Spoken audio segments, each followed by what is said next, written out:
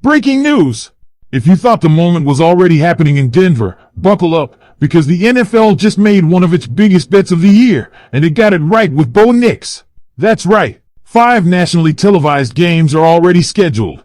A 6th possible in Week 18 if the Chargers and Broncos are in the playoff race. International exposure. Prime time on the holiday season. The message is clear. The league doesn't just believe in Sean Payton. They believe in the Denver Broncos, and especially their rookie quarterback. Like and leave a comment. Go Broncos! My heart is all yours. Because after what we're seeing from the NFL offices, in the scouting reports, and from the buzz in Dove Valley, there's no doubt this team is being built to go the distance. Let's get to it. First off, this isn't just Bo Nix hype. This is structural confidence. The NFL doesn't schedule a team for 5 exclusive national games unless they believe 2 things: that the quarterback is marketable and ready, and that the team around him can win. This time last year, the Broncos had just 2 national broadcasts. Now, they're in the Christmas slot at Arrowhead. They're in the London showcase against the Jets. They're circling the Chargers game for possible playoff implications. This is real. So where does that confidence come from? It comes from Sean Payton, because Sean isn't hiding how he feels. He's not managing expectations. He's not throwing out "we'll see how it goes" coach speak. No, he's excited. He's gushing about Bo Nix. He's calling this roster one of the most promising he's had since 2009. And the league is listening. VP of NFL Broadcasting Ani Bowes literally told Mike Kliss, Sean Payton believes in Bo Nix. And he's very bullish on this roster. That's a direct quote. That's why we're getting primetime slots. That's why no one's laughing at Bo anymore. Because what we're seeing isn't a slow burn, it's a rocket taking off. And if you think this is just about potential, think again. Let's talk performance. Bo Nix's rookie season was a moonshot in terms of development. Take away the first couple weeks, where he faced one of the league's toughest defenses in Pittsburgh and a brutal road environment in Seattle, and from week 3 on, Bo Nix was better every single week.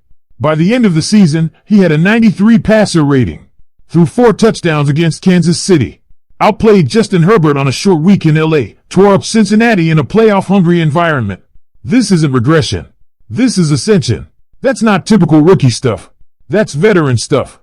And speaking of growth, let's talk about why the idea of a sophomore slump doesn't apply here. Most slumps come when defenses get film and quarterbacks haven't matured enough to adjust. But Bo? He's already mature. He's already adjusting. He's not 21 with 1 year of college under his belt. He's experienced. He's composed.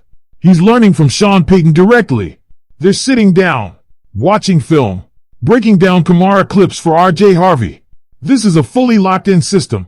No other rookie QB from the 2024 class has that level of infrastructure around him. And let's go macro now, because the Broncos aren't just trending because of Bo. The analytics support it too. Check the net rest days data across the league. Denver sits in a favorable position. They do face the Commanders off their bye, but it's also our bye. They play the Giants with a -3 rest day differential post-London trip, which is tough, but it's the Giants. Meanwhile, the Raiders and Chiefs have tougher midseason rest disadvantages. And Denver? They get extra rest going into the final week of the season against the Chargers. 3 more days than LA. At altitude. With playoff implications? That's a dream scenario. And remember, Week 18 is flexible. If the AFC West comes down to that game, it's getting the national spotlight. Let's keep it rolling, because the other teams in our path? They've got problems. Kansas City will likely be without Rashee Rice until midseason. They're playing internationally to open the year. They've got aging stars and a WR room still in flux. Cincinnati? A complete wild card. New play caller. Injuries. And Pat Certain will be erasing Jamar Chase that Monday night. The Colts? We broke them last year with a rookie QB. They still don't have a confirmed Week 1 starter. And now we're better. And let's talk about R.J. Harvey for a second. Analysts outside Denver are calling him the most impressive rookie at any minicamp. Bleacher Report's neutral writers are saying he's the most polished back in the rookie class. That cutability? Barry Sanders comparisons. That's not just hype, it's what the tape says. And when you stack that next to Bo, Bryant, Mims, and Ingram, this offense is going to explode. And we haven't even touched the defense. Pat Certain is the best corner in football. Full stop. Jay Barron gives us elite slot coverage. Zach Allen and JFM are monsters up front. Greenlaw and Jewel fly sideline to sideline. Quay Robinson is pushing into the rotation as a pass-rushing phenom. This group is ready to shut people down. So here's the final message, Broncos country. The NFL made a bet. A massive, public, primetime, schedule-changing bet. And they bet on us. They bet on Bo, on Sean, on Payton, on RJ, on Barron. They bet that the Denver Broncos are not just back, but ready. Now it's your turn. Drop your bold predictions for 2025 in the comments. Who's the MVP of this team? Does Bo Nix break records? Does Pat Certain win DPOY? Does RJ Harvey hit 1,000 plus yards? Hit that like button if you believe the league finally got it right.